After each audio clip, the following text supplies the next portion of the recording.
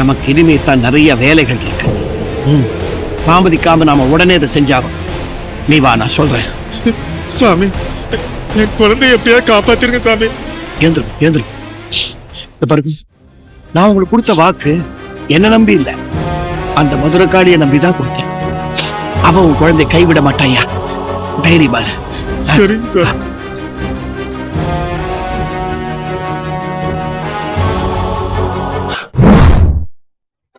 என்ன சாமி சொல்றீங்க?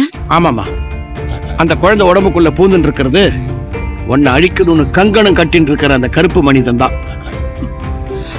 எப்படியாவது உன்னுடைய சிந்தனையை திசை திருப்பி உன்னை சிறுவாச்சூருக்கு வரவிடாம தடுக்கணுங்கிறதுக்கு தான் அவன் இந்த காரியங்களை பண்ணிட்டு இருக்கான்றது என்னுடைய உள்ளுணர்வு சொல்றது. என்ன தடுக்கணுங்கிறதுக்காக அந்த சின்ன குழந்தைய எதுக்கு சாமி சித்திரவதைப்படுத்தணும்? உன்னுடைய கவனம் பூரா அந்த குழந்தை மேலேயே இருக்கணுங்கிறதான அவனுடைய நோக்கம்.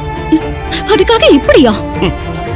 தீய சக்திகள் கிட்ட நல்லதையும் நேர்மையை எதிர்பார்க்க முடியாதேம்மா.